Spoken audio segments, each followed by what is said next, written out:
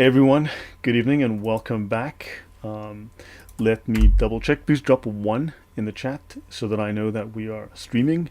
Yes, we are. We're live. Welcome everyone. I'll put my headphones on just to prevent echo. Thaddeus, thank you very much for joining me tonight.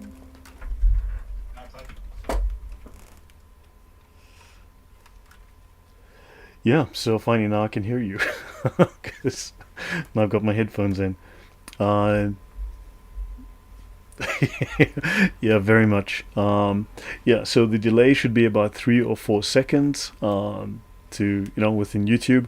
Marek, Adam Leuchter, hello and welcome. Hey, thank you. Good to see you all. Adam Leuchter, thank you very much for joining.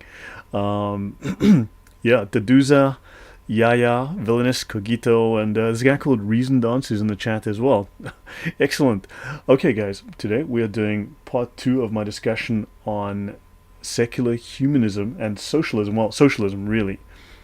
But obviously, we're looking at socialism as a religion. In fact, it's founding as a religion.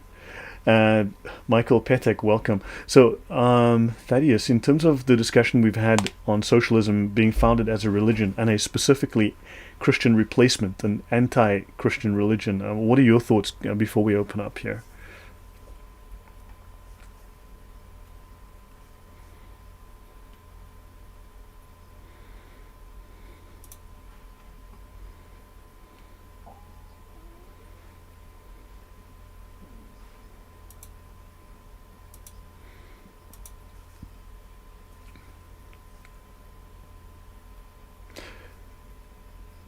No sound? Hold on a second. Sorry, apparently there's no sound. Oh, gosh. Oh, goodness. Oh, man. I'm so sorry. Okay, you are there now. Please say something. Hello, everyone. Hopefully you can hear me now. I was talking, Stefania Luna, but welcome. Yeah, guys, just drop a 1 if you can hear Thaddeus now, please. Okay, we can hear you. That is my... Sorry, all right. there was an update to OBS which I did not install because the last update broke everything. And there is a bug in OBS and it was fine earlier, now it's not. So, yeah, okay, thank you. All right. So to rewind and say what I said that no one could hear. Sorry. So far, we've been looking at the founders of socialism, this movement, if you will. Uh, the people today say that it has nothing to do with religion. Atheists likewise say that their beliefs are not religious in any way. Um, Yet, when we look at the writings of the founders of socialism, we look at the writings of the founders of atheistic thought, we see over and over again explicit claims that they were creating a new religion, that they were aiming to replace Christianity. They believed that the people could not get by without any sort of religion. They realized that the only way to get rid of Christianity was to replace it. You can't get rid of Christianity, replace it with nothing. You have to replace it with something, and that's what they aim to do with socialism. Yeah, very much. You actually made me realize there was something that I had brought up to you a little while ago. Actually, you know what? I'm going to show it to people now. Guys, I'm going to show you this. This is a... Okay, let me swap screens. Here we go. Okay, so I always had lots of bonus material, and welcome. I see we've got Dragon and Stefania Luna and Niklas Paulsen. The Swedish contingent is in the house. Thank you very much. Again, sorry about all the technical issues. As you know, I always have this. Yeah. So guys, this is okay. A little slide I've entitled "The Humanist Deception," and secular humanism is, shall we say, it's another religion. It's another atheist religion. You can think of it as the atheist expression or the atheist exegesis of their morals, right? Of their social cause. Socialism is like the political cause, then secular humanism is like their social/moral precepts bottled up. Read this. Okay, so humanists have been trying to redefine terms to weasel the way out of the mess they put themselves in. Those are my words. But there remain sound, practical reasons not to call humanism a religion. Now, this is from an atheist, from one of the top humanists, okay, secular humanists in America, writing in their journal. It is advantageous for fundamentalists, notice secular fundamentalists, right, to present humanism as a competing faith that, no, my bad. So they're talking about Christians here. It is advantageous for fundamentalists to present humanism as a competing faith that, though diametrically opposed to their own creed, is nonetheless of the same order. So they're saying, so Christians want to present humanism as a religion, but secular humanism was founded, as we will do in the future, explicitly as a religion. Now, if humanism is perceived as a religion, thoughtful skeptics who reject religion may reject humanism too, depriving the movement of needed viewpoints and enthusiasm. A humanism that is religious is subject to the same constitutional curbs by which humanists themselves have striven to restrict the excesses of conventional religions. If humanism is a church, then it must be kept separate from the state. Now remember, this is after a previous discussion where he states that humanism is a religion. It was founded specifically and explicitly as a religion, as an atheist religion, right? And he says, if we can persuade the public that humanism is a philosophy, not a religion, we can reduce the possibility that the new generation of conservative jurists can use against us the First Amendment protections on which we depend.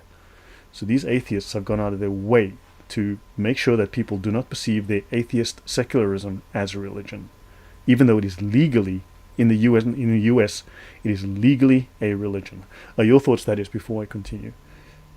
Well, yeah, note that he says practical reasons. He doesn't say logical reasons or rational reasons, practical reasons. It's all about the result. It's not about, argument or pure reason or anything like that. It's like, if people see us as a religion, some people who don't like religion might reject us, and other people who do like religion might say, wait a minute, you don't get preference in the public. We want that preference. Actually, he says, we depend on using the First Amendment to disadvantage traditional religion. Yeah. We can't be under the same standing. If we're under the same standing, then we're not going to win. Yeah, and Yahya says, so we have a strong point to kick them out of schools and education system by law. Yes, you do. Because legally, in the United States, atheism is a religion. Secular humanism is a religion. Get this clear. Atheism in the US is a religion. Legally, at the high court, at the US Supreme Court level, it is a religion. Therefore, it is now become a de facto state religion that has mandated itself in schools. And wokeness is based on this. It's atheist, secular, fundamentalist humanism. It's secular fundamentalism. And yes, you do have a case. So, okay, moving away from that. Now, so today's topic, by the way, something else that you guys may or may not find interesting. So let me just get to this. Right, now, this is bound to annoy people, and I have a knack for doing that. I'm busy working on a series at the moment called One Nation Under God, America, a Christian nation. Guaranteed to annoy a lot of people. Please understand, America was founded as a Christian nation. And I've been looking at both sides of this argument. I'm not even American, but I can read. And I have a knack for finding information. And at some point in the future, I will be talking about US civics. I will be talking about the founding of America and the founding fathers as strongly Christian, very strongly Christian. And the story that we're told about America being secular, that the founding fathers were just deists, were just atheists, those stories are by and large false. On a scale from 1 to 10, it's all complete garbage, right? So I know I make lots of strong statements, but we're going to show you socialism is a religion. It's a ripoff of Christianity. And atheism is a religion. We're going to show all the sources, and we're going to get to this one day soon as well. Thaddeus, your thoughts on this? Yeah, I think it'll be a very interesting look. We certainly absorb through the education system, the public education system, that the founding fathers, they were nominally Christian, but they didn't really have any religious beliefs. They really were founding a secular nation. They basically were functionally atheists. That's the kind of thing that we hear in our schools. And the actual history is a bit different. There are a couple figures in the founding of America that aren't all that religious, but most of them actually are quite religious. So it's very interesting. Yeah, and I'm going to be tackling this subject head on. So hopefully, well, it'll take a while. There's a lot to get through. I'm working on a lot of stuff, but I will also be tackling Darwin. We'll be talking about science because, as you know, atheists worship science, and we're going to be looking at the crimes of science, the frauds of science, the genocides of science, the really dark, evil side of science. So we're going to have a look at just how noble science has been over the years, the ones that, atheists love. Okay, so let's ditch that topic and get into the topic of the day.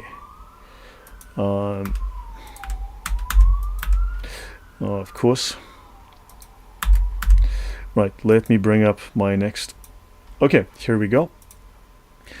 So, socialism, the humanist religion of atheists, right? And we're going to be talking about secular hubris, atheist fanatics, and their history of very failed ideas. Now, I don't want to go back over material that I've covered in the past, but I do want to go to a slide that you may find relevant. Notice this: atheism is a natural and inseparable part of Marxism, the theory and practice of scientific socialism, right? Atheism is an integral part of Marxism. When I showed someone this today, they were like, they weren't real atheists. So suddenly I came to learn that Marx, Lenin, Stalin, and Engels were not real atheists. I've heard Abdul say that they're not real Muslims. So they threw the not real Muslims, that's not my scholar argument at me. I thought Abdul's did that, but sorry, I need to find something here. But yeah, that seems to be the standard approach by atheists today. So hold on, I want to show something that is of relevance here.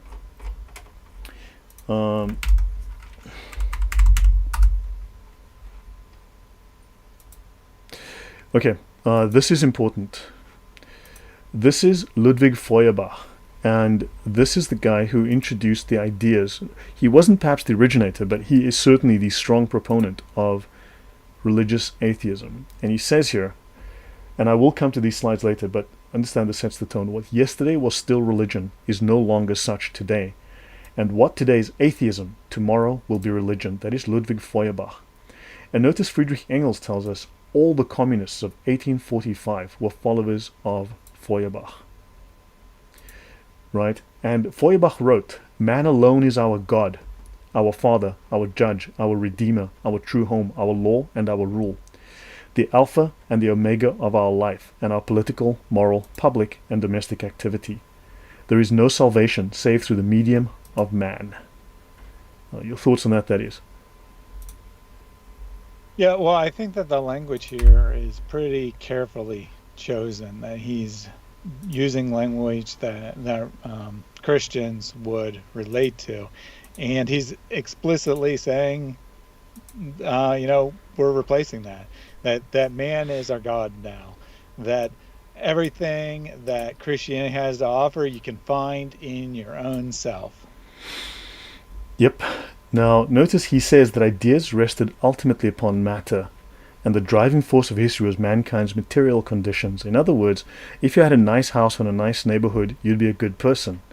It doesn't matter your spiritual or philosophical ideas or the things you imbibe as a family, right? The values, which is dialectical materialism. In fact, the Communist Confession of Faith, which was renamed to the Communist Manifesto, right, because it was a religious confession of faith, speaks of historical materialism as the fundamental driving force of progress of history. And Marx was heavily influenced by this man, as was Charles Darwin and many, many others.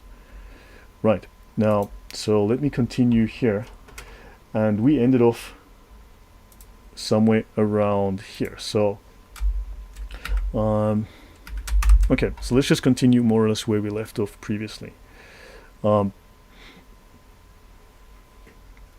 Yeah, socialism has never been tried properly, says Villainous. Yeah, that is also true.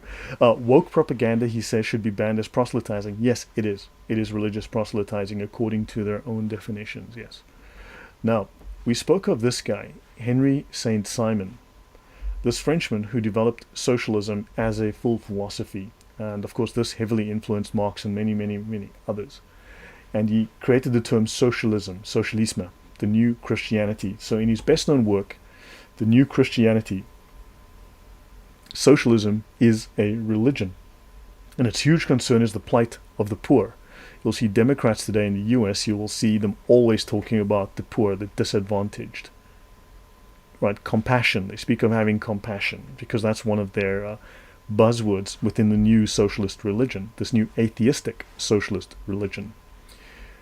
Now, he says here, religion. So before the publication of Nouveau Christianisme, Saint Simon had not concerned himself with theology, but in his work, beginning with the faith in God, where he's trying to destroy faith in God, he tries to resolve Christianity into its essential elements, and he says that religion should guide the community towards the great aim of improving as quickly as possible the conditions of the poorest class.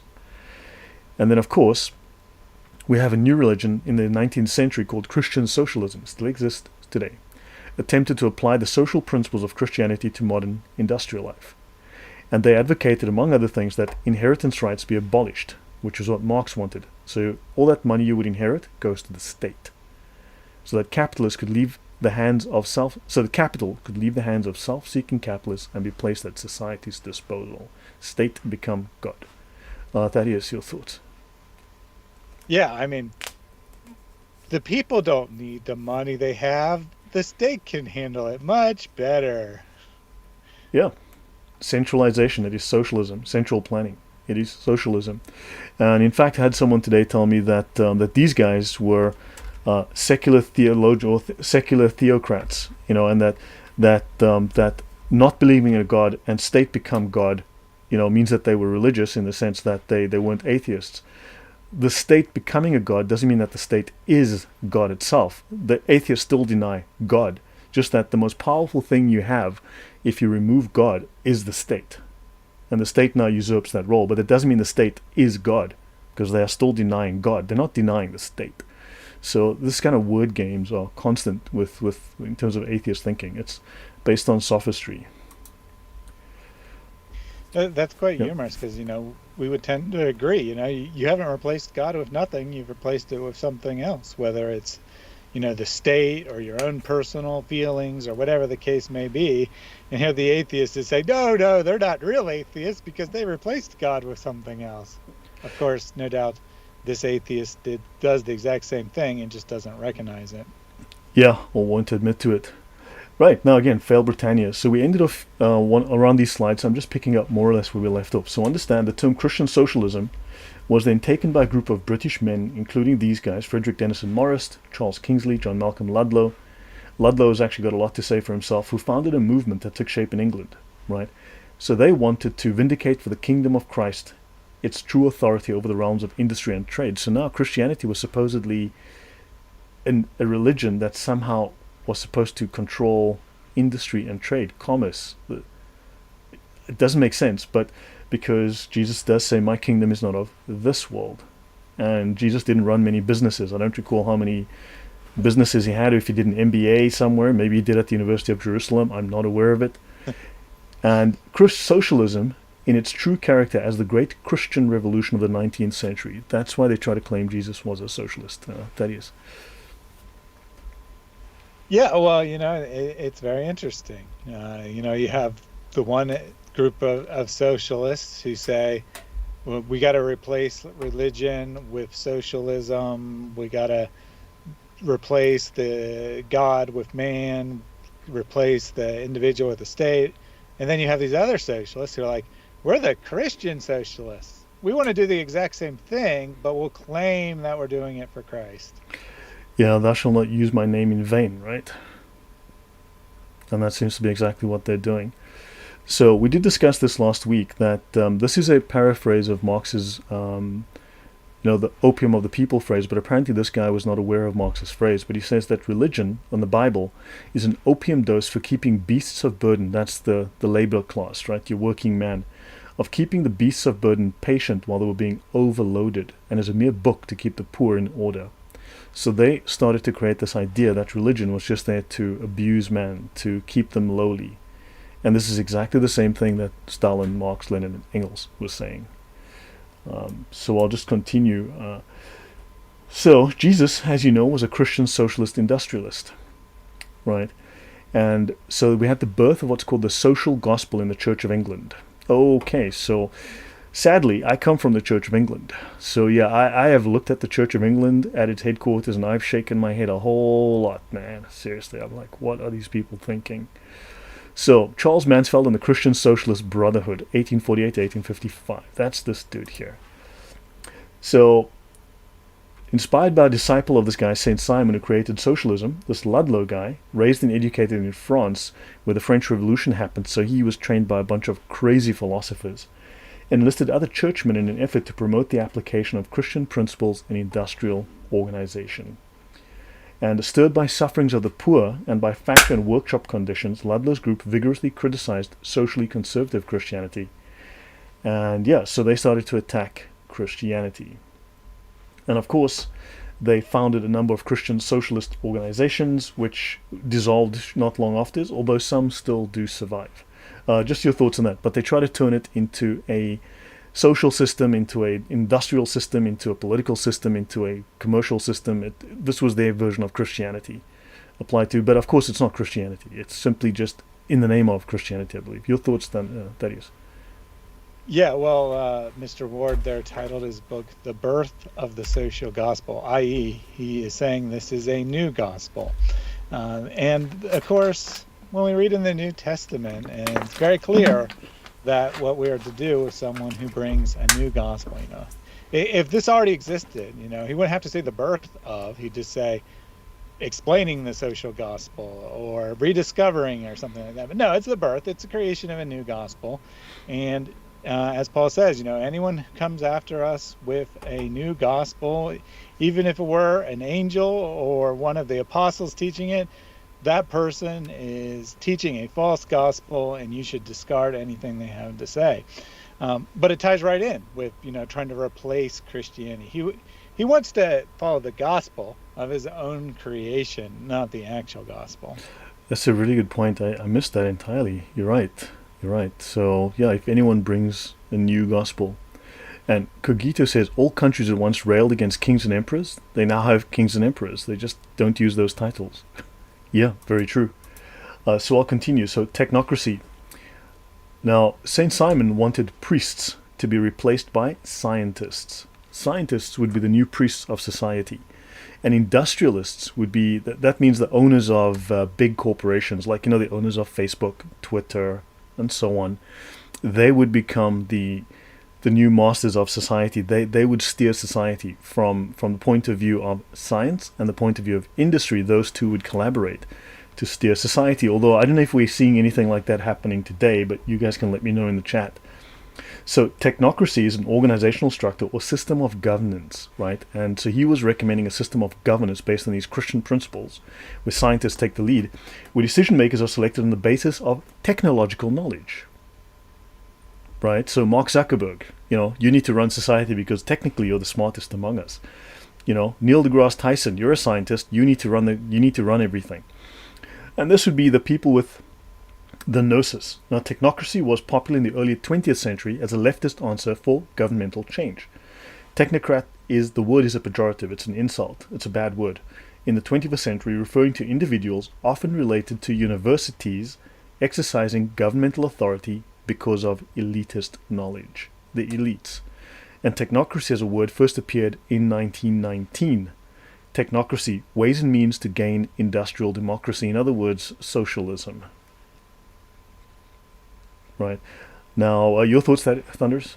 Sorry, why do I keep doing that? You had it right the first time. Yeah, Thaddeus, sorry about that. So I don't know. We haven't quite seen scientists per se become the new priests. Certainly, they're highly elevated within certain atheist circles, but we certainly have seen individuals who are not in any way priests become the leaders of society, especially celebrities who have no qualifications whatsoever to talk about anything. They're good at acting, good at lying, you could say, because acting is kind of like lying, and suddenly their thoughts are what's important and everyone cares about what they have to say. Politicians rising to the top. Every once in a while, maybe a scientist or a leader of industry, but mostly, same idea but different group of people than what the socialists imagined would happen.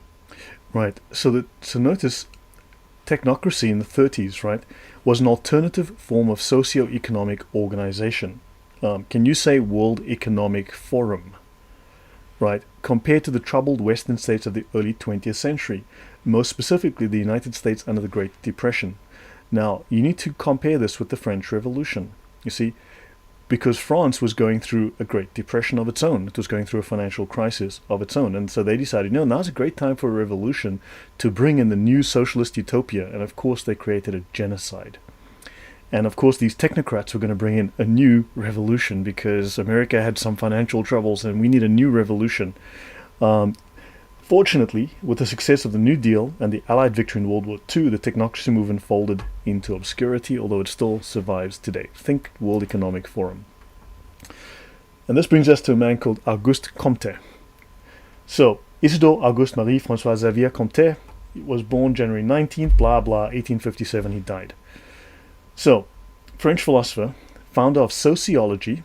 So, this is how socialism made its way into the universities. He was inspired to create sociology, which was how they could turn socialism into a science, turn the method of creating a new socialist state by indoctrinating people to create these ideas and push them out into the world through the universities. So he created sociology and this idea of Positivism. It's atheist positivism of philosophy. So he gave the science of sociology its name.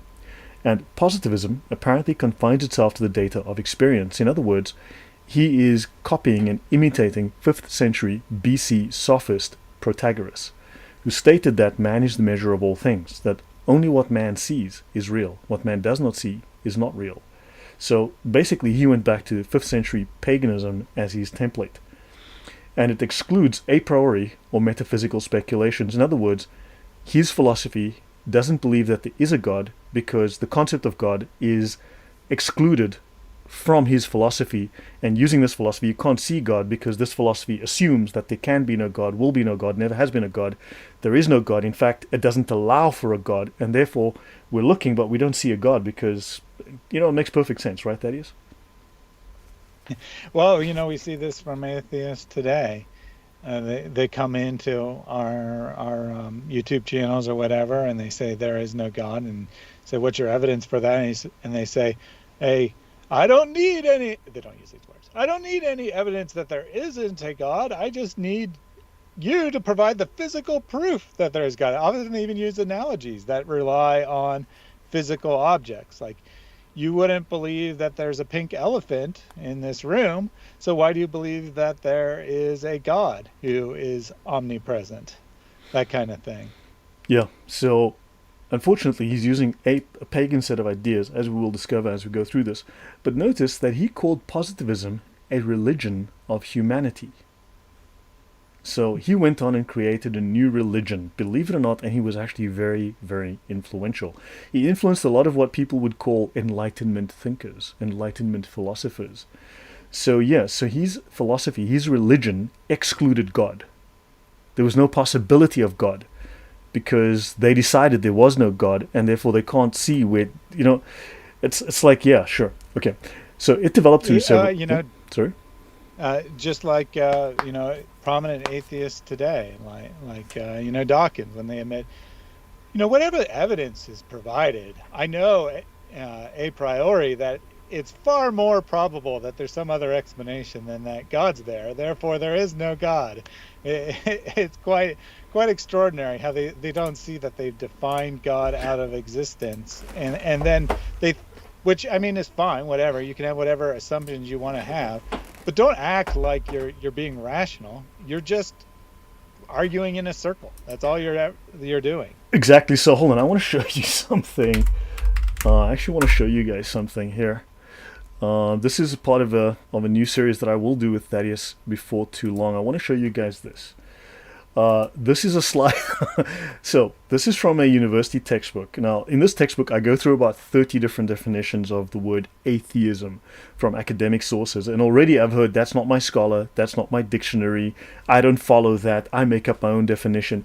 In other words, they make up their own gender, right? They make up their own gender. So it's like not a single academic or scientific resource applies to the atheist, apparently.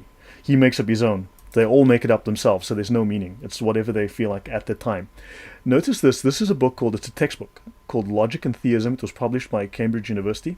Okay, and this is Jordan Sobel says, if one takes up the task of providing sound arguments for atheism, formidable difficulties arise. It is much easier to punch holes in theistic arguments than to actually argue for the truth of atheism. It's in the book Logic and Theism, Arguments for and Against Beliefs in God, Cambridge 2009 by Jordan Howard Sobel. Now, before his death, Sobel was considered the leading philosophical defender of atheism prior to Graham Oppy, and he is describing heuristic. Heuristic, if you've seen my series on Islamic lying, heuristic is what in Islam is called hiyal. This is the art of lying, the doctrine of lying in Islam. They're both the same. And they both come from, I just mentioned earlier, the 5th century BC, the philosopher Protagoras. Thaddeus, your thoughts? Oh, yeah, I mean, we say this all the time, but it's quite extraordinary to hear an atheist say this, that it's really difficult to give any good arguments for atheism. So let's just not bother. Let's just attack theism instead. Yeah, exactly. Now, don't Muslims do that? That is? Isn't that what Muslims do? They don't give... Yeah, I was talking to a Muslim this week, and he made several posts attacking Christianity, and then I kept saying that's irrelevant. I want to talk... What are your reasons to believe in Islam? And then eventually he gave up and said, I don't want to talk to you about Islam, and left. Exactly. Well, have a look at this. Now, atheism is just a lack of belief, right? Now, I did a preview of this a couple of nights ago on my channel. Please see. This is one of the very first advocates of atheism, one of the very first famous atheists from that Enlightenment era, right? Paul-Henri Thierry, known as the Baron de Holbach, right? Baron de Holbach. He was an 18th century advocate of atheism. Now tell me, if atheism is just the psychological state of lacking a belief, how do you advocate for a psychological state? That's a good question for all of the atheists with YouTube channels promoting atheism, all the public speakers promoting atheism, all these people making substantial amounts of money promoting atheism, which apparently is impossible to promote since it's just a psychological state. It's just a lack of belief. And besides, science does teach us that nature adores a vacuum. Nature just adores a vacuum. Right, Thaddeus? Yeah, I think that's how the saying goes. Yeah, nature adores a vacuum. The psychological state. It's just a vacuum in my head. It's just a vacuum there. And nature adores a vacuum. I'm pretty sure that's scientific. So, yeah. But just notice this. He says here that this is religion.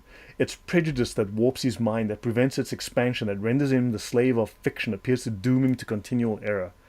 I guess there's no doctrine involved with this vacuum of atheism. This psychological state has no words attached to it. So just thought you guys would be interested. So I'll cover that in the future. The Catholic biblicist. Yeah, we must trust the chemicals and circuits in the brain. Yeah, sure. We just need to trust the. Yeah, I know, it's garbage, but yeah. Okay, so in 1826 he began a series of lectures on his system of positivist philosophy, but he suffered a serious nervous breakdown. He then argued that in the name of science, the theological and metaphysical stages of human development were a result of primitive superstition and ignorance. Now, of course, the not real atheists, Lenin, Stalin, Engels, Marx, said the same things. But they weren't, maybe this guy wasn't a real atheist either, probably. He wasn't a real Muslim too. Now, the positive stage, in which factual knowledge gathered and interpreted scientifically would show what men are and how they should live. So the data of man's own perception, in other words, finite man, making up his fickle little mind, would define what man was. Man in the image of man. Man limited by his own perception. Thaddeus, your thoughts? I like how it's called the positive stage. Give it a nice name, and then everyone will they'll just come on board. That's how it works. And we're just going to look at the facts. We're just going to think about things rationally. But of course, we've decided a priori that religion is just primitive superstition and ignorance. So we don't even need to consider that. We're only interested in the other types of facts, the ones that we make up. Correct. Now, this is no different to what Lenin said, and Lenin was not a real Muslim either, according to the atheists that I've been talking to. But yeah, let's continue with this guy. And so, the science of sociology was born, destined to rival ethics and theology in their efforts to relate man to reality, according to this article on this guy. Sociology to rival theology. Now, isn't that odd? In their efforts to relate man to reality. So this is an alternative worldview. Atheism, understand, when you look at the academic definitions of atheism, it is a doctrine, a worldview, a philosophy, a theology. Right? A complete set of doctrines, like Catholic doctrine, like Protestant doctrine, like Baptist doctrine. It's defined within the academic text as doctrine. Nowhere do the academic texts go, oh yeah, it's just a lack of belief. End, finished, done. No, it's how do you write 500 pages in a book on the lack of belief? No, because it's an anti-theology. It's quite literally so. And then here, so this guy's religious philosophy. The basic affirmations of positivism are: all knowledge regarding matters of fact is based on the positive data of experience. So, Thaddeus, do you know that France doesn't exist because you've never been there? Apparently. Right. And beyond the realm of fact is that of pure logic and pure mathematics. Why? Because it's a pure religion. And the only other thing that is greater than it is pure logic, pure reason, pure maths, that is. Your thoughts on this? I mean, just that... Well, yeah. I mean, what is a fact? Fact is what we can see with our eyes. But we can't, really see logic. So we have to define that as being beyond fact. That's even better than a fact. But metaphysical things don't exist. Well, show me logic. unless, Where's it? Show me a piece of logic, a brick made of logic. Show me a dustbin made of logic. Well, it's quite simple, Lloyd. You just define logic as not being part of metaphysics, and then you're fine. You just change all your definitions. So you define facts as what you can see, what you can touch, and then you define logic as what governs facts. So therefore, it's not metaphysical. It's logic. That's all. Don't call it anything else. Don't ask any questions, bigot. So Exactly. yeah. Now these two apparently, now I don't understand this, that you might want to help out here, but these two were already recognized by the 18th century Scottish empiricist and skeptic David Hume as concerned merely with the relations of ideas. And in a later phase of positivism, they were classified as purely formal sciences. In other words, he had to retract his statement and change it because other philosophers turned out and said, hold on, but that's bunk. You can't call those, things that are just affirmations of your religion. These are just how ideas are connected. So, your thoughts on that? If you can explain that better than I have clarified it here. Well, yeah, I think that I think what you're trying to say is, this idea of positivism obviously didn't work, so they just redefined things. We can't actually just say facts are what you can see and touch because we want to say other things are facts. We want to call ourselves rational, logical people, but we can't see rationality. We can't see logic. So there must be other types of facts. So we just redefine it, call it science. Yeah, very true. So hold on, the two questions. What do they mean by pure? Look, as far as I can tell within the narrative, it's just that it's not tainted by belief. It's anything but God, anything but Christian terms, anything but biblical language. So belief, remember when atheists say atheism is the lack of belief, they don't mean that they don't believe anything. What they mean is I don't have Christian belief, because belief itself is bad. Right? Belief is associated with that evil thing called Christianity, with the Bible, with God, with Jesus. So belief is bad. They don't have belief. They only have facts, empirical facts. So it's a bit of a word game. It's a bit of wordplay. It's sophistry. You must understand their philosophy ultimately derives from 5th century BC, where there's no within the sophists there was no, well, within Protagoras there was no objective truth. It was all morally relativist. So really the foundation of their thinking comes from that source. And how do they presuppose pure logic and pure mathematics to be true? And that's a very good question. They go beyond the physical experience. Laws of logic are axioms. Mathematical objects are abstract, they're not physical. And that, exactly, it's a catch-22, it's a bind. Don't you agree, Thaddeus? On that comment by the Catholic publicist, and that's true. Yeah, I mean, absolutely. They say they want to get beyond metaphysics or get away from it, but it's inescapable. You have to have this. There is no such thing as pure fact. There are observations, there are logical inferences, but there's always interpretation, there's always thought, there's always assumptions behind any conclusion. So for the positivist or the modern atheist or whoever, they need metaphysics, whether they admit to it or not. They've dug a hole for themselves, and notice they became noted for their repudiation of metaphysics, of speculation regarding the nature of reality. Now, if your thoughts are just neurons banging together, atoms banging together, then how do you know it's true? How can you presuppose that anything you say is rational or true? How does the irrational world, the random world, produce logic?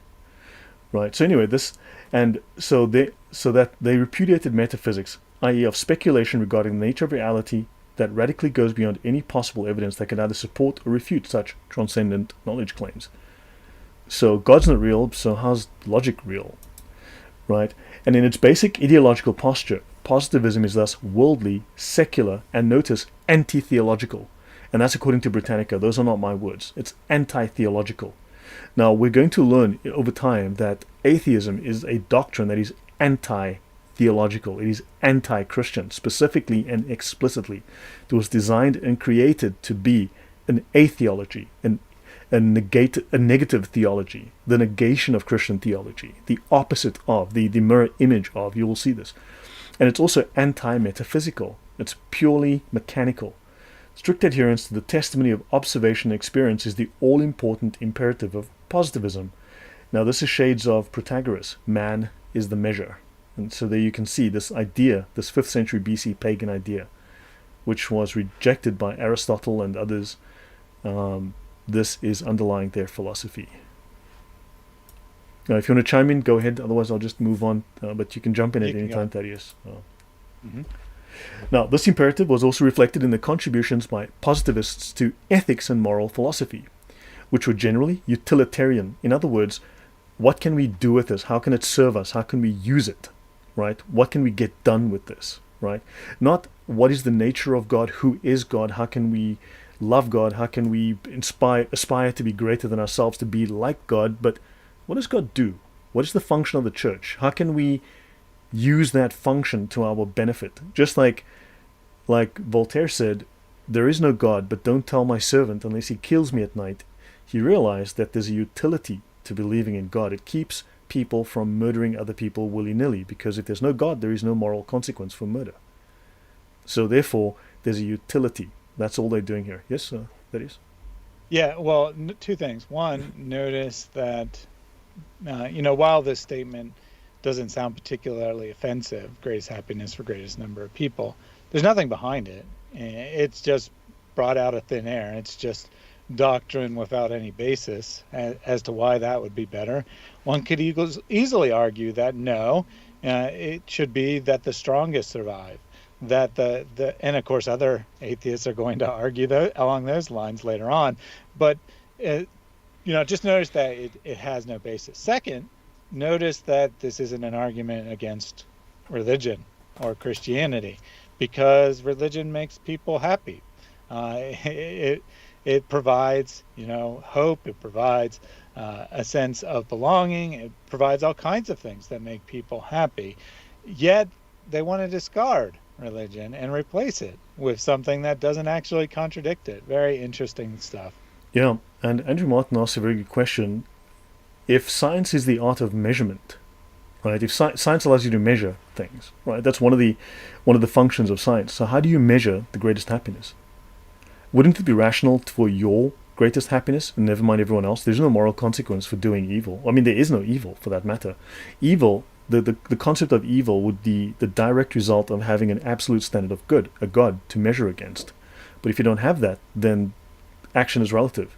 As long as you survive and everyone else dies, that's okay. As long as you survive, do whatever serves your interest. Now, so yeah, this is the ethical maxim: the greatest happiness for the greatest number of people. Marx had this as well. This idea, this utilitarianism, this has led to slaughter worldwide. So it is notable in this connection that Comte was the founder of a religion in which the object of worship was not the deity of the monotheistic faiths, but humanity. This is exactly what the secular humanists believe. This is exactly what Feuerbach taught. This is exactly what Marx taught, Lenin taught. But of course, they weren't real atheists, because today's atheists are sophisticated 21st century atheists. Those other people were not real atheists, right? They were doing atheism wrong. They weren't real Muslims. That's not real Islam, right, Thaddeus? Well, yeah, those earlier atheists, they had the same problem as the earlier Muslims. They were a little too honest about what they believed in. You got to cloud everything and nice sounding language so no one knows what you're really after. So therefore, the modern atheist, the modern Muslim, they're far superior to their ancestors who were, just basically saying what they actually believed up front. Yeah.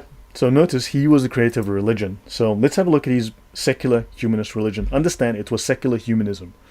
Okay? Secular humanism technically was founded in 1928, right? Formally as a religion. But it obviously has its antecedents prior to that. It wasn't always called that. But it was founded formally, right? But this was a secular humanist. Marx was a secular humanist. A lot of people were secular humanists. So let's have a look. Adherents have built chapels of humanity in France and Brazil. Probably some other places here and there, but that's where it's well established. In the US and Europe, his ideas contributed to the emergence of ethical societies, also a religion, by the way, and ethical churches, which led to the development of ethical culture. Ethical culture is a religion, which is a subset of secular humanism. It led to congregational humanist and secular humanist organizations. Churches, okay? Congregations. But it's not a religion. It's atheist. Doesn't believe in God. But it's not atheism because it's not modern atheism. It's embarrassing to atheists, therefore it's not real atheism. Comte developed the religion of humanity. And we will see in the 20th century, the religion of humanity, the common religion of humanity, you'll see this, to fulfill the cohesive function once held by traditional worship. Oh my golly, we still need religion. Can't toss the baby out of the bathwater now, can we? Right? His secular religion was a complete system of belief and ritual. Oh my golly, it wasn't just a lack of belief. With liturgy and sacraments, priesthood and pontiff. Oh my, just like socialism, it still had priests in the form of scientists. It still had doctrine. Thaddeus, you're laughing. Yeah? Well, you're putting this quite humorously. But since you called on me, I want to point out that he called it ethical churches, implying that traditional churches are not ethical. I.e., it's explicitly anti-Christian. It's explicitly anti the established religion.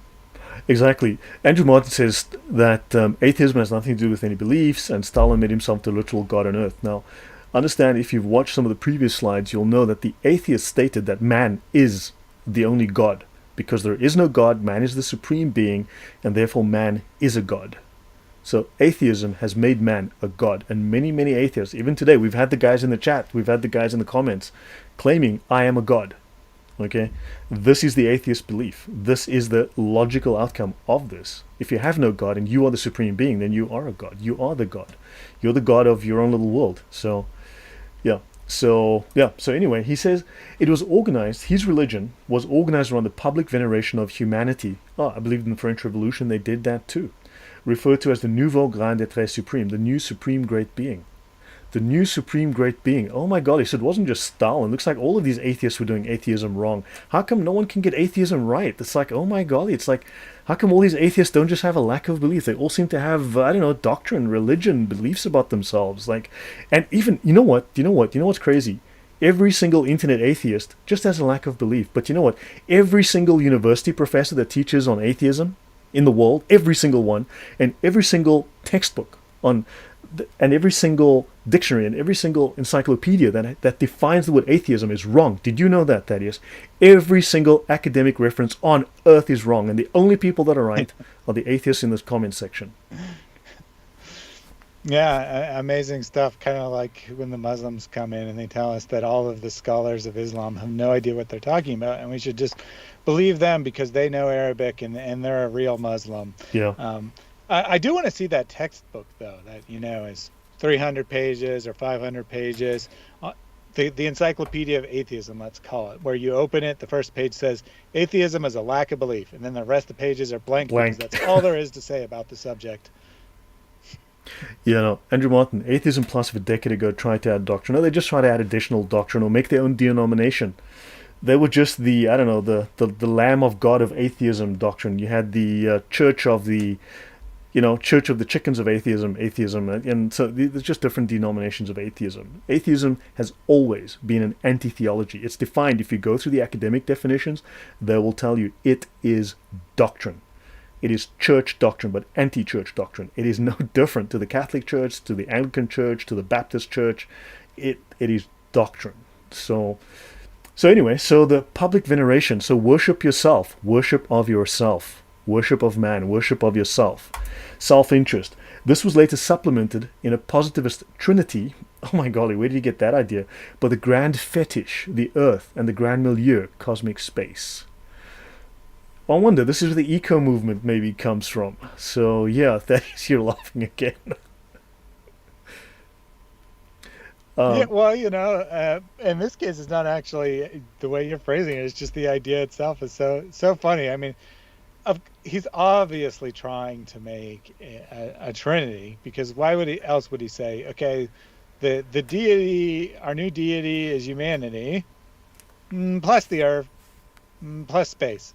Yeah, there we go. We got three. We're done. So this is atheism. This is the history of atheism. Atheism has an incredibly embarrassing, laughably stupid history. These people are rational, reasonable. And you're religious. You are irrational. Dude, you know what? I don't have to believe in Thaddeus, okay? I reasonably, logically, I know Thaddeus. I don't have to believe in him. I'm talking to the guy.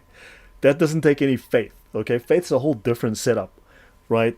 I'm very good with computers. I'm really good with military-grade surveillance systems. I worked on multi-million-dollar systems. Didn't do that on faith because I'm an irrational idiot. I wasn't paid the kind of money I was paid because I was stupid, right? I was using my logic, my rationality, my engineer's mind, right? Understand? So that was not about faith.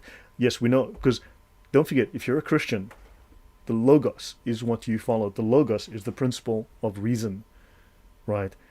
Christians are rational. We created the concept of Western rationality. We are the flowering of rationality. Thaddeus, your thoughts before I go on? Yeah, well, we all know that atheists are just purely rational beings, just following the facts, and we know this because they have defined themselves as such. Yeah. Now notice he coined the term altruism, which is generosity and selfless dedication to others, right? So this is the one contribution by this guy, Comte.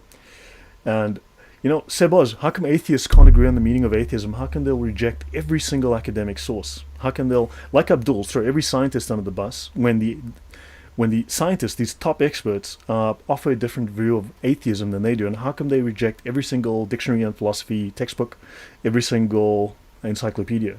Because they actually tell us that atheism is a full, entire doctrine. Okay, now, so he believed that his religion would bring order to society. He felt that religion was needed to bring order to society, Thaddeus. Would you believe it? Man didn't just need a lack of belief, nothing else, full stop. He needed religion to bring order to society, and he thought that after the French Revolution, society needed restoration of order. That atheist revolution apparently didn't bring order. It brought slaughter and genocide, apparently. Oh my golly. That's what Britannica tells us. Okay. Well, So, it's amazing that a mere lack of belief doesn't bring order to society. I mean, who would have known?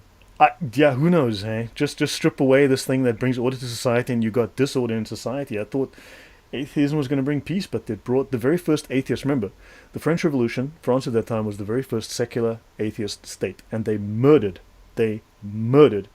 anyone who wouldn't leave Christianity and join their secular religion, right? Called atheism. These were atheists, right? Yeah, so of course you can, yes, you do bring peace if you exterminate everyone who disagrees with you, as he never returned as a horse tells us. That is true. Hey, that sounds just like another religion. Yeah, I wonder. we There's like to such study. similarity between these two. So, yeah, All the Muslims will live in peace once they get rid of all of the House of War, i.e., non-Muslims. yeah. Didn't Tacitus say they they created a wasteland and called it peace? So, yeah. No one ever claimed atheism alone will bring peace. That's why we need philosophy and laws aside. Oh, buddy, so you're telling me that atheism isn't just a lack of belief, it's actually also a bunch of laws and doctrine? So you're saying that every single atheist that has come on my chat and on the comments and on atheists and on the Thaddeus's comments are either misinformed, ignorant, lying? Are you saying there's a are you saying that you're the atheist that knows? Are you the authority in atheism? Because other atheists have been saying exactly that, Seb.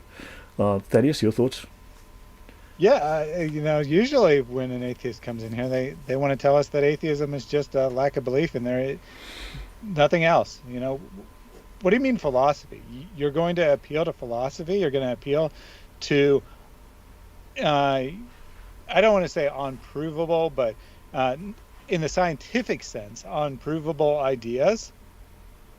You're going to appeal to something outside of science when you're just going with the pure facts? Amazing. Yeah, I mean, how do you prove laws from science? I mean, good grief. And they said, no, religion causes violence, right? So just strip religion out and you'll have order and peace. You'll have rationality.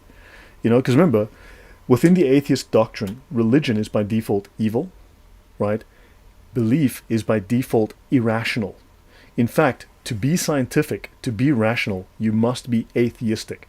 This is one of the fundamental axioms of modern atheism. Please understand, modern atheism only dates to about the last 250, 270 years. For convenience, I'll just say 250 years, right? So let's say 1770, let's just say 1770. So atheism, as a modern phenomenon, dates to just prior to the French Revolution.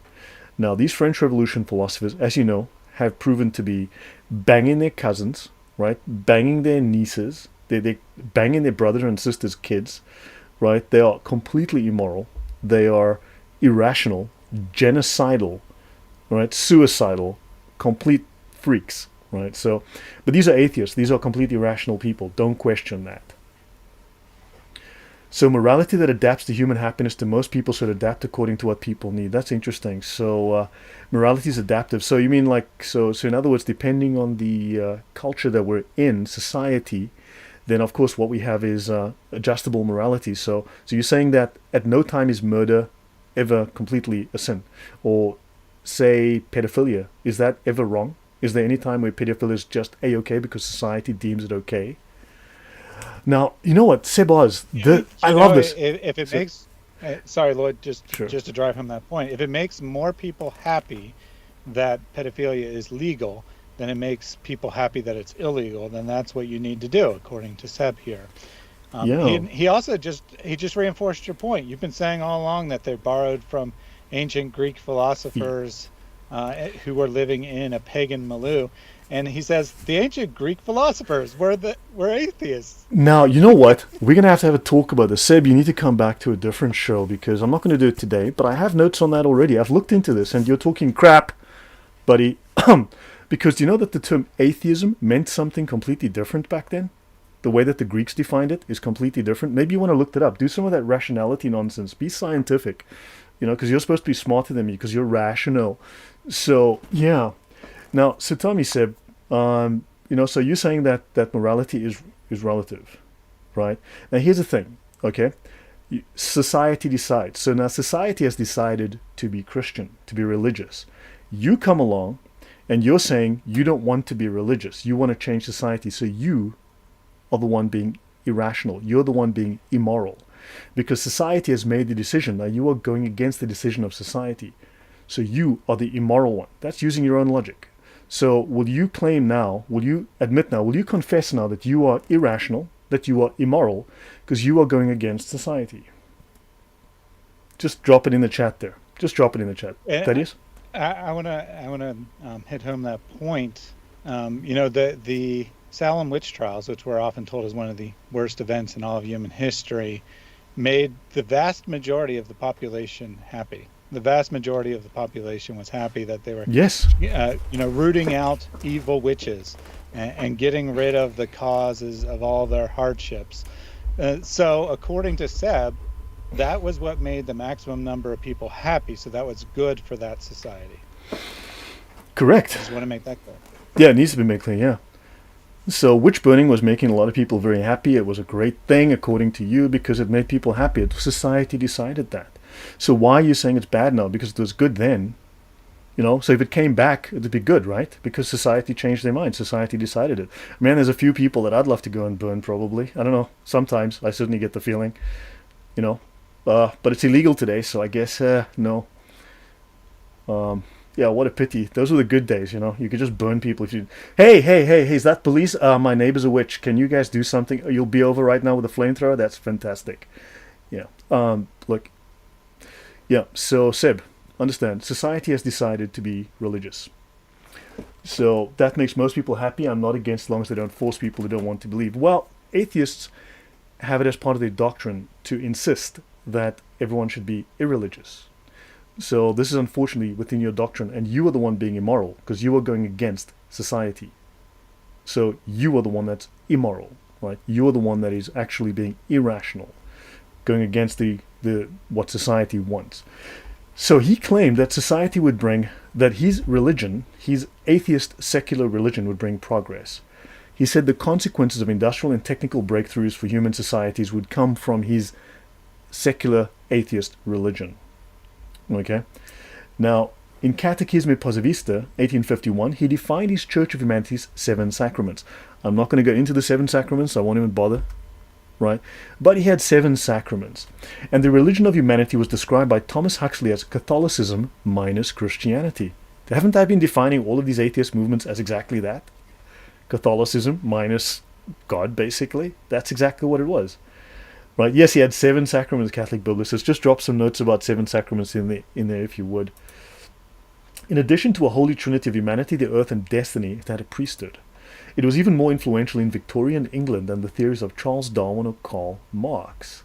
Now, Seb, I'm going to shut you up for a minute because you're annoying and useless. Okay? So, atheism is not a neutral situation. It's not a neutral ideology. It is quite explicitly hostile to Christianity. All its philosophers. Modern atheism has a history that can be traced. It has philosophy, because it's based on philosophers.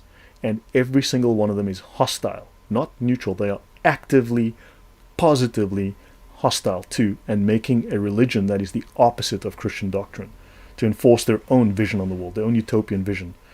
Now, it was even more influential in Victorian England than the theories of Charles Darwin or Karl Marx.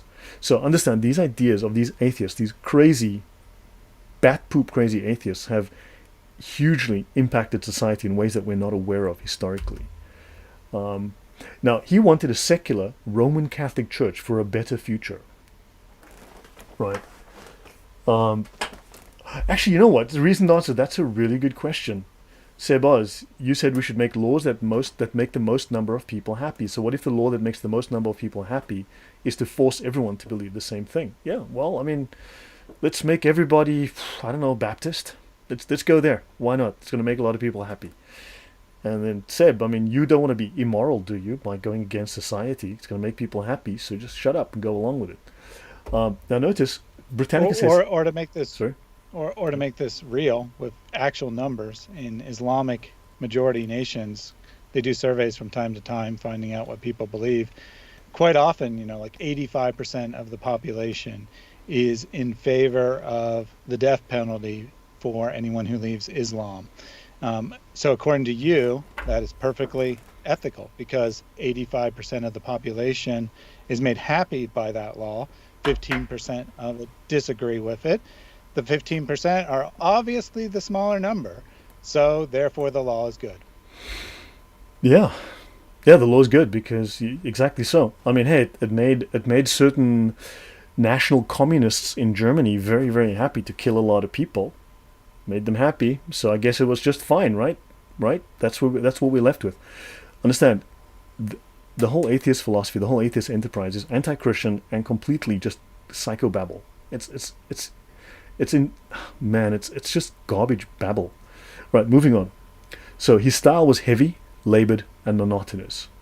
And Positivism claims that theology and metaphysics are outdated, imperfect modes of knowledge, that positive knowledge is based on natural phenomena and their properties and relations as verified by empirical sciences. That's the relations, that's his maths and logic now. Suddenly it's like, oh well, yeah, we're just using that as verification. And Comte used the notion of a hypothetical framework for social organization that would imitate the hierarchy and discipline found in the Roman Catholic Church. So he's using religion, not abolishing it, using it, just replacing God with man. He believed in historical progress. So did a guy called Marx, called historical materialism. From St. Simon, he saw the need for a basic and unifying social science that would explain existing social organizations and guide social planning for a better future, that he called sociology. The science to create the utopia was called sociology. And sadly, you will notice that it's the sociological departments in universities that are the bedrock of woke culture today. These are the proselytizers of woke culture. It's these human scientists, these human sciences, these humanistic departments that are the bedrock of woke culture. Yeah. And he had the 3 stages: intellectual development that moved historically from theology, gods and spirits, to metaphysics, to positivism, distinguished by an awareness of the limitations of human knowledge relative to man's nature as a species and his varying social and historical situations. It's all relativist. In other words, it can change at a moment's notice. And absolute explanations must be abandoned for the more sensible discovery of laws based on the observable relations between phenomena. It's 5th century paganism, just in nice words, Thaddeus. It's all moral relativism. As our friend popped in, agreed. He hadn't realized that you'd already said that, but he pops in and says, atheism goes back to the ancient Greek philosophers. And we agree. What you believe is the same thing the ancient Greek philosophers believed, although they probably didn't really believe atheism as you think of it. It's a very old idea. It's a very old pagan idea, just like you and I, we agree on that 100%. Yeah, it is pagan philosophy. I do think it's very interesting how, all of these early socialists, all of these early secular humanists, all these early atheists, they all wanted to replace religion with a different thing that had basically the same organization, just different doctrine. Yet the two have nothing to do with each other. Atheism has nothing to do with religion. It's a completely different thing. You can't even talk about atheism because it's just doesn't like exist. Being hungry. Atheism doesn't exist. Well, being an atheist is just like being hungry or not being hungry, I suppose, if you prefer that. I'm hungry right now. Lloyd is not hungry right now. I'm a theist. Lloyd's an atheist. It's basically the same thing, right? It's just a state of your mind, just a state of being. It changes from time to time. There's nothing to talk about. Yeah, I don't actually believe anything. I just have a psychological state of belief. Okay, so theism is just a psychological state of belief. I don't actually have any beliefs, but I have a state of belief. I have a state of belief in a God. Whereas I have that space, that empty space, is filled, whereas an atheist just has it empty. That's all. We don't have any actual beliefs. It's just just whether the vacuum is filled or not.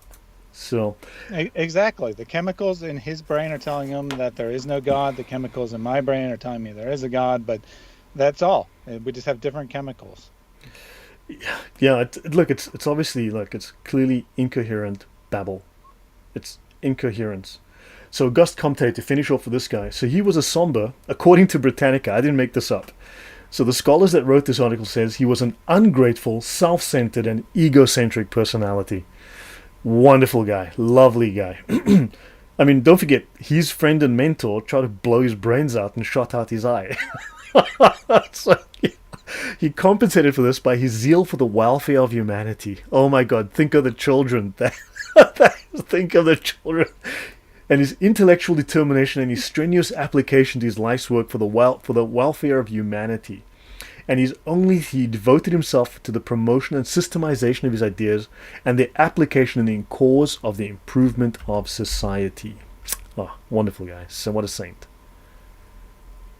We could say the same thing about any of the communist leaders.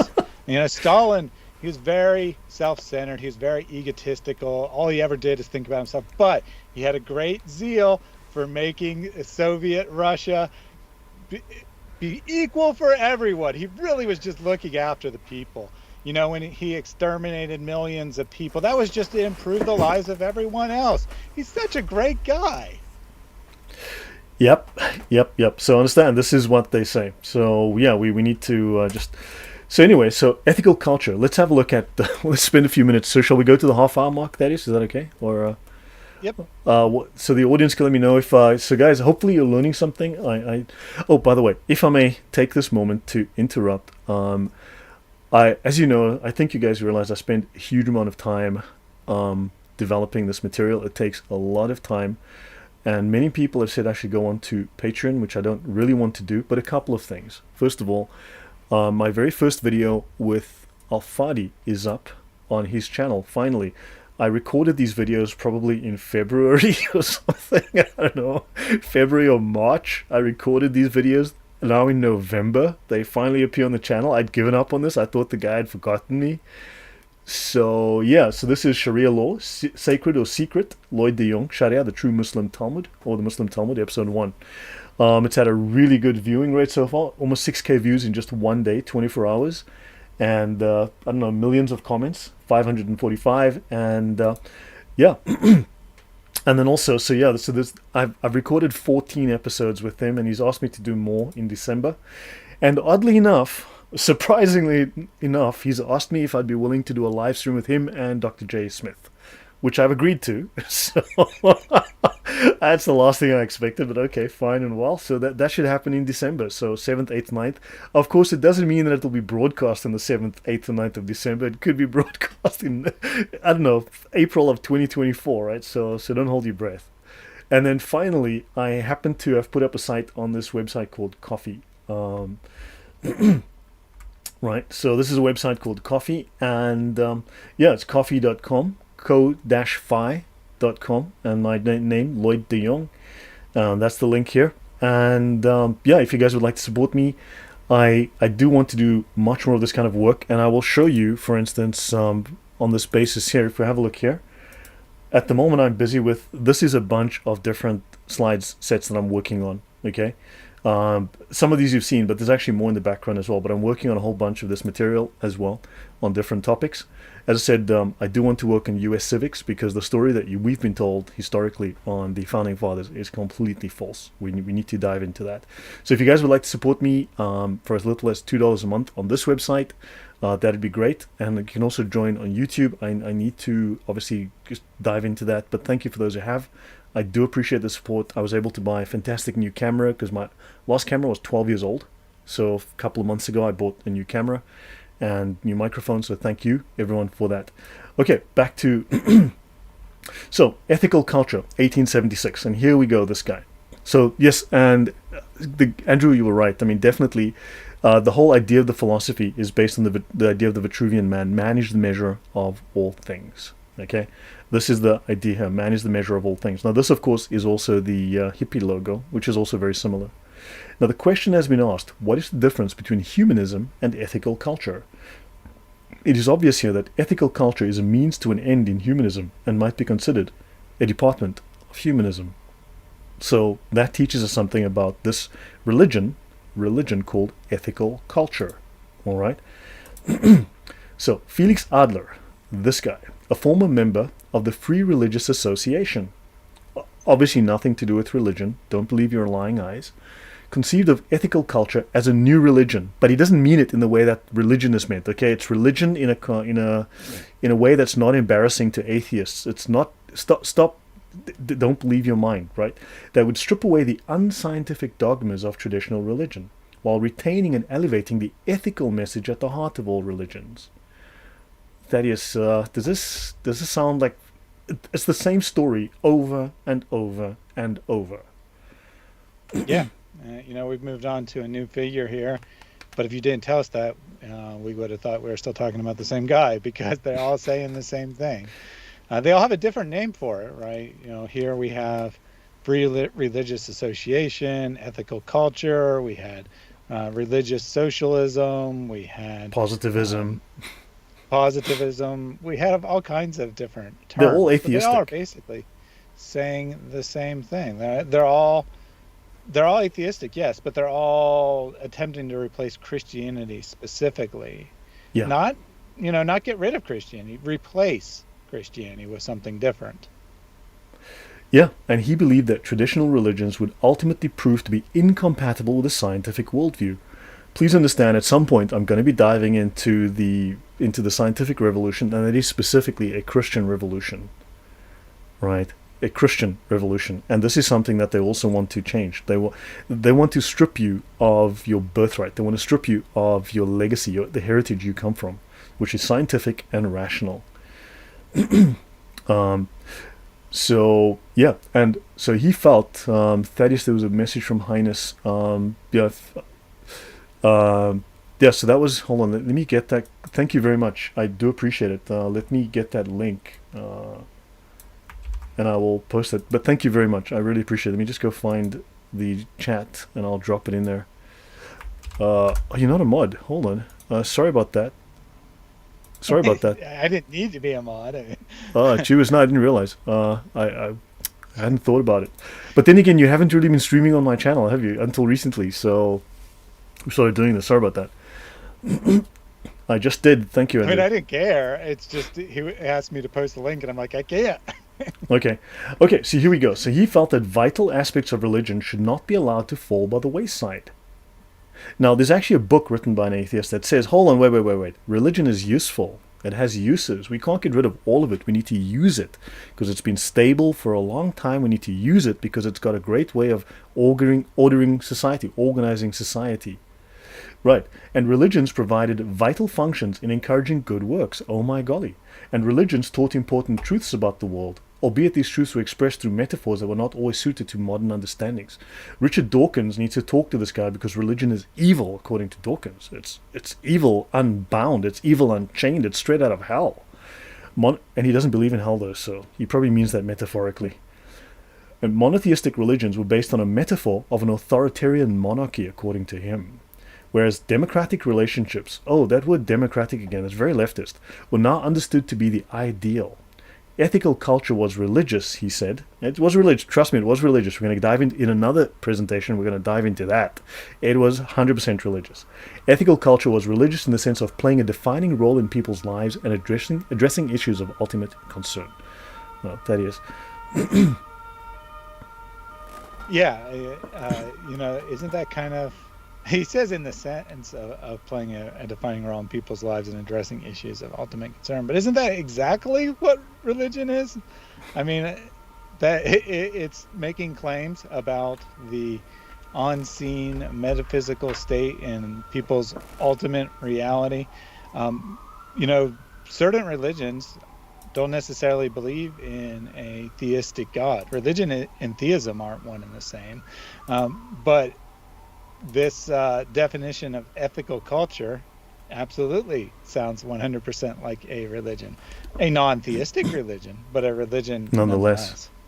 Yeah, and of course we should note that Albert Camus was another idiot, but whatever, he was a philosopher, and he states, the welfare of the people in particular has always been the alibi of tyrants. So someone think of the children. Yeah. So, that's Albert Camus. So, by the way, just a slight diversion. This is an interesting book. I don't believe in atheists. The dangerous rise of the secular fundamentalist. Okay, it's actually published now under a different title. It's by Chris Hedges. It's actually got a different title now, but this is an article on this about this book. But it speaks of atheists have no room to gloat. Pol Pot, Joseph Stalin, and Mao Zedong tallied tens of millions of kills between them in the 20th century. The absence of a religion is no more protection against fanatical rampages than blind faith. Right? So, yeah, this is an interesting... So even the discussion around this book is very interesting. But he speaks of the rise of the secular fundamentalist, like Dawkins or Sham Harris. The New York Times bestselling author speaks out against those who attack religion to advance their own religious agenda. He accuses the new atheists led by Sham Harris, Richard Dawkins, and Christopher Hitchens of promoting a belief system that is not, as they claim, based on reason and science, but on a simplified worldview of us versus them, on intolerance, and the false myths of human progress and moral superiority. Yeah, your thoughts, Dennis? You've got that smile again. Yeah, well, I was smiling a little bit about Sham Harris, but it's absolutely correct that these. Now, to be clear, there are people who are functionally atheists who never really care about religion, never think about it. And that's not who we're talking about. We're talking about leaders here. We're talking about people who are advocating for atheism. And they absolutely are trying to advance their own agenda. They absolutely are not just standing by with no positive position that they have to defend like they want to claim, but they're absolutely making claims of moral superiority.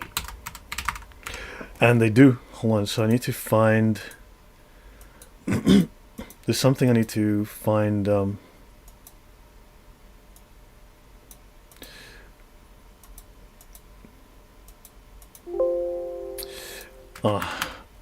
on. Oops. Let me just get something, because there's a slide I want to share with you guys.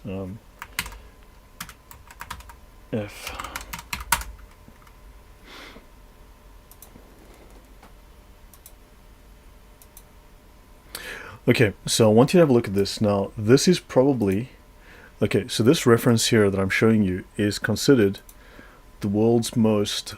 Many academics consider it the world's most complete, most authoritative philosophical resource, academic philosophical resource. It's the Stanford Encyclopedia of Philosophy.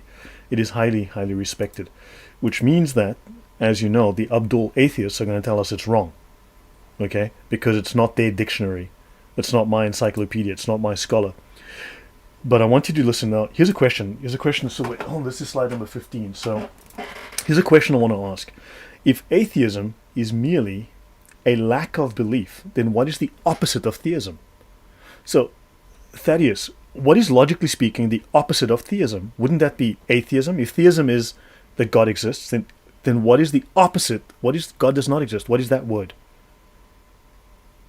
Goonie Goo God exists. Carrot? Hilltop? Faucet? Ice cube? I mean, what is the opposite of theism? Ice cube, that's it. Yeah. Ice cube, yeah. So, thank you. Someone please give Thaddeus a prize there, because the opposite of atheism is ice cube. It's not atheism. Don't be a bigot. Well, actually, Lloyd, strictly speaking, if atheism is just the lack of belief, it isn't a positive belief at all, then I guess any positive belief is the opposite. So, like, I believe that the president of the United States is Joe Biden. The opposite of that is atheism. And atheism doesn't exist. How can a lack of something, how can nothing be something, right? Let's be scientific, people. So here's the thing. So what is the contradictory of atheism? So Andrew says, this is considered gospel, right, for a lot of atheists. So the Stanford Encyclopedia of Philosophy, so they tell us here, and they're obviously wrong, because it just shows academics have no idea. We need to listen to the people in the comments who are completely anonymous and have no names, right? Atheism is a direct answer to one of the most important metaphysical questions in philosophy of religion, namely, does God exist? So atheism is an answer. An answer is based on premises. It's a conclusion based on argument. There are only two direct answers to this question: yes, which is theism, and no, which is atheism. So atheism is a conclusion to a question. It's an answer based on various premises, based on argument, based on whatever deductive process that they've used. Since it is also natural to define atheism in terms of theism, it follows that it is best for philosophers to understand the in atheism as a negation instead of absence. It is not a lack of belief, it is not instead of without. In other words, to take atheism to be the contradictory of theism. It is the contradictory position. It is the negative position. Your thoughts on that, Thaddeus?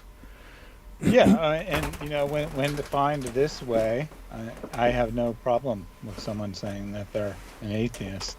Well, I mean, I think they're wrong, to be clear, but I don't have a problem with someone who is willing to adhere to that definition, that they are taking a positive position that there is no God. What I have a problem with is when someone says, I don't have a position, therefore I'm an atheist. No, that's sophistry. That's just lying. That is flat out word games. That is just sophistry, which is just dishonesty. So, atheism. Look, Andrew Martin. When you read through, in this presentation that I've done a preview of on my channel recently. I've done a preview. So I've got about 30 different definitions from all of the very top atheist philosophers in the world, as well as the top dictionaries, as well as like Oxford, Cambridge, and so on, as well as the top academic encyclopedias that all define atheism. All of them state it's a doctrine. It's not a lack of belief. Nowhere do they talk about lack of belief as a serious topic. It's mentioned maybe like 2 or 3 times in various of them in passing, but it is considered doctrine. Like the Catholic Church has doctrine, they discuss atheism as a doctrine. It is an atheology. And in fact, they speak of, there's Rutledge speaks of it, sorry. Hold on, let me go find, oh, bugger. Okay, let me bring this up. I need to find the Rutledge reference. Okay.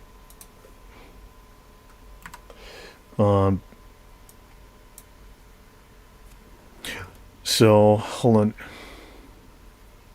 Okay, so also the word non-theist. Now, this is not really this presentation, but the term non-theist exists and it's used liberally. I mean, it is used extensively within the academic literature to describe someone who lacks belief, who's just not religious.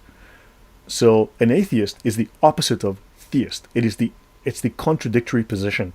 It is the opposite position. In other words, it's their position, right? You already have the word non-theist. And non-theists, the moment they have an argument, well, they're not just lacking belief. Now they have an active position. But I need to go find the other Rutledge thing. So can you just read that for me, Thaddeus, please? This has just come up. It'll be in 2 or 3 seconds in front of you. Yes.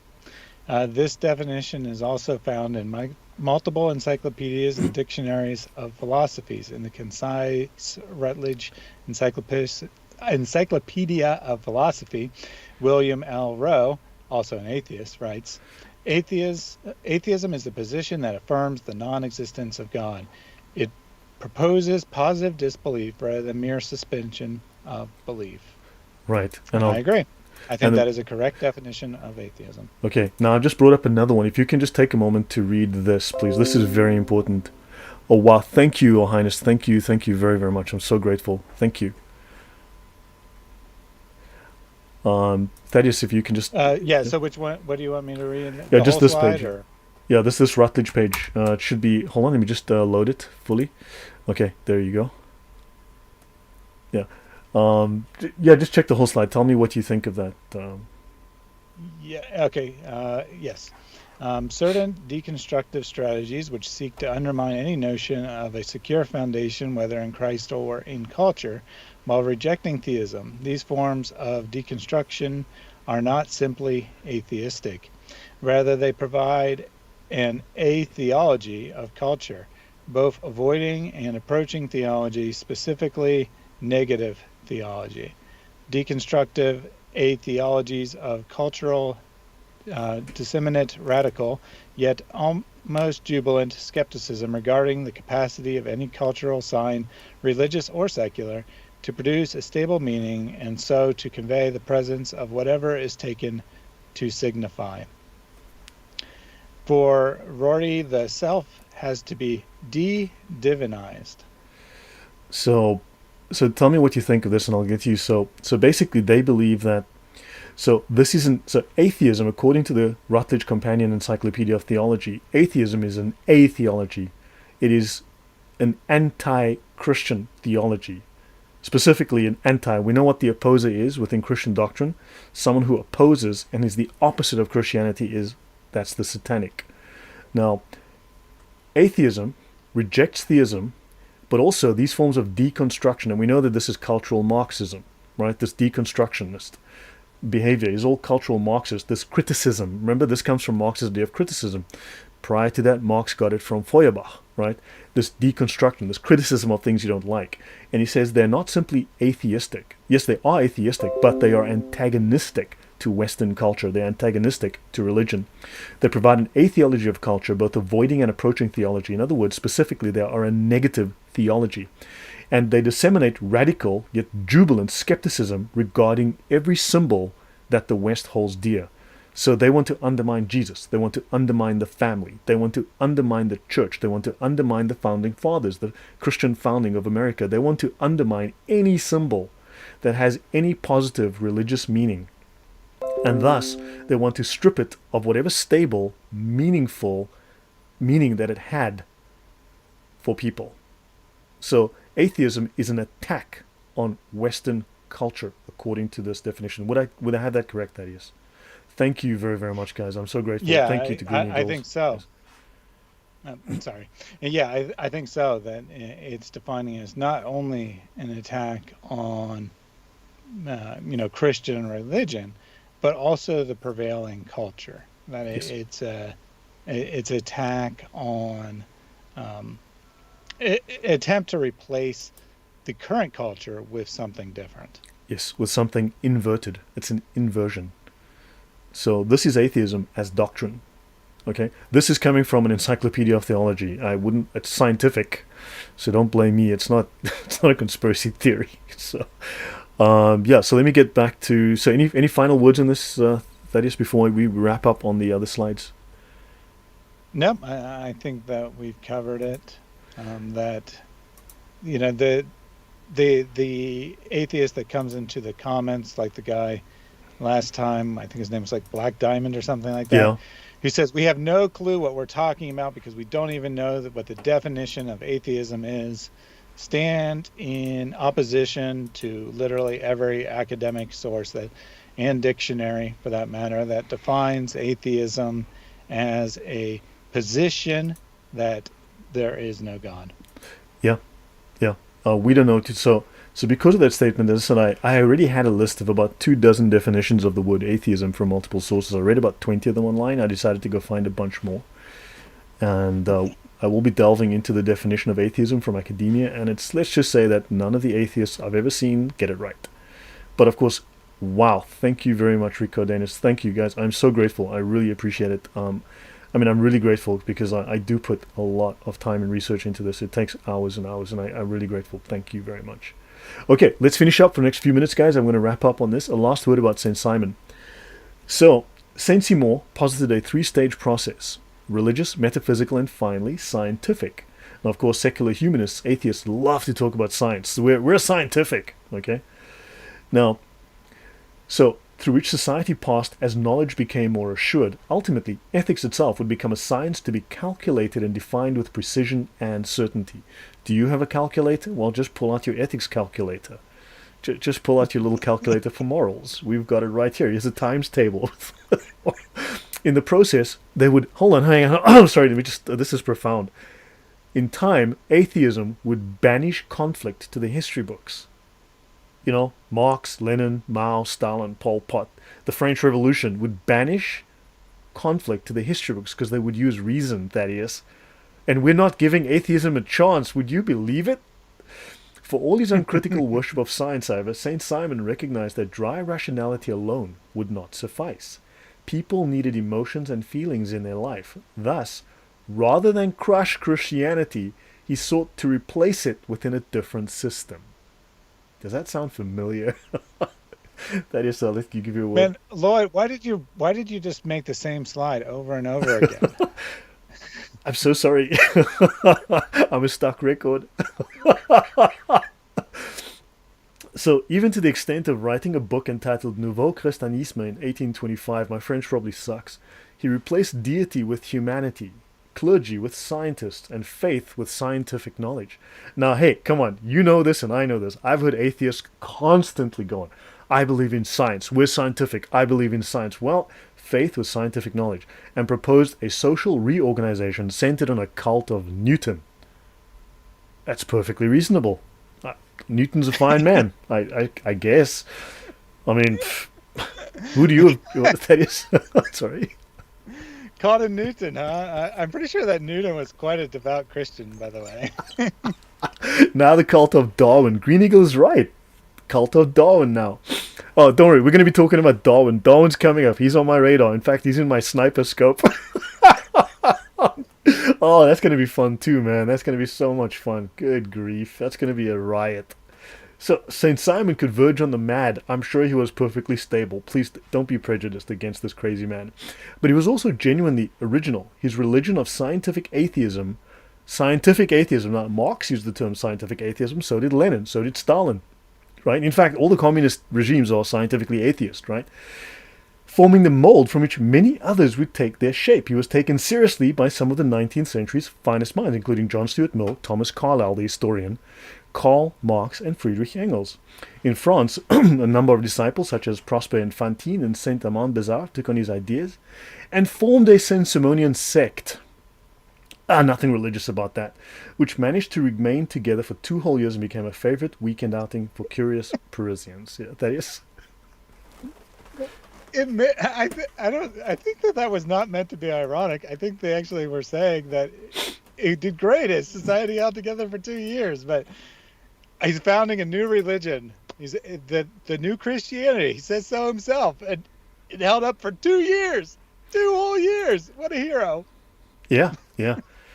Good stuff. Yeah, the man changed the world for the better. So this crazy dude that shot his eye out.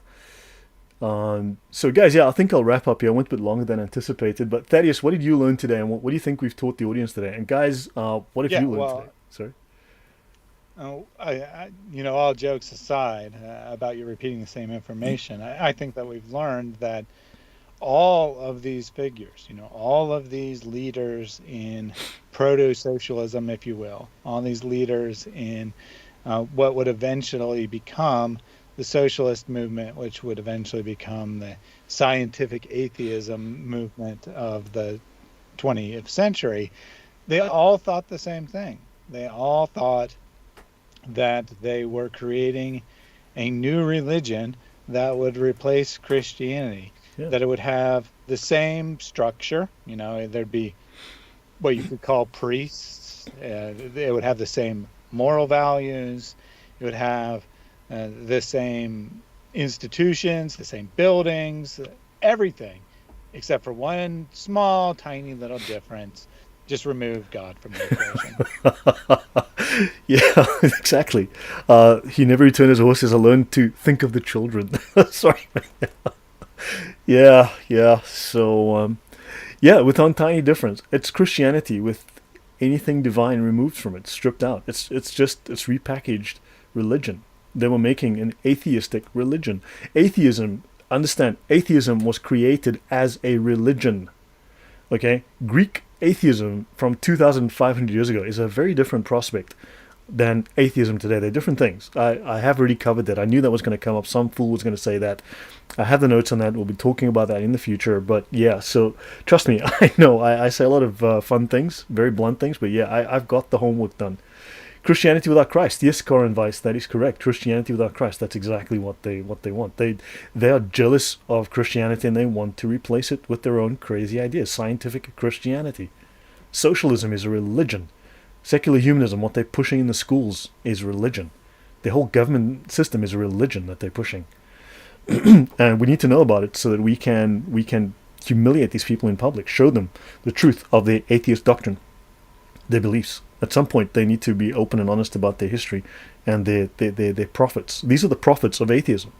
Would you agree, Thaddeus? These are the prophets of atheism. Yeah, the founding prophets of atheism. Absolutely. Guys, so these prophets, all of them are crazy people. They're pedophiles. They're incestuous. They're genocidal maniacs, egomaniacs. I mean, seriously, none of them are good people. And yes, then they do abhor Jesus Christ. Yes, but they're jealous of him. They want to use him, right? So they want to demote him like Islam does. It's all over the place. But when you look into the history of atheism, it is nothing but sheer embarrassment. Atheism is as dirty as Islam. It's very, very similar. So guys, I need to call it an end. Thank you very much for your time. I'm glad so many of you have come in tonight. Let me check how many are watching. So, good grief, YouTube has changed its algorithm and it doesn't show these numbers. 64, wow, thank you. So guys, thank you. I do appreciate all your time, Thaddeus. Thank you for joining me again today. Absolutely. It was very fun, educational, and we'll continue again next week or during the week if Thaddeus has time. And yeah, let me see how many slides I have left on this particular presentation. Like another 20. Okay, so guys, thank you very much. We shall see you guys soon, and thank you again for the contributions, the donations. I'm so grateful. Have a good night. Minor attracted person. That's minor attracted pedophile. Okay, thank you guys. Take care and good night. And share the word. Use this on atheists, please. They need to know the truth of their religion. Thank you very much. Good night and goodbye. God bless.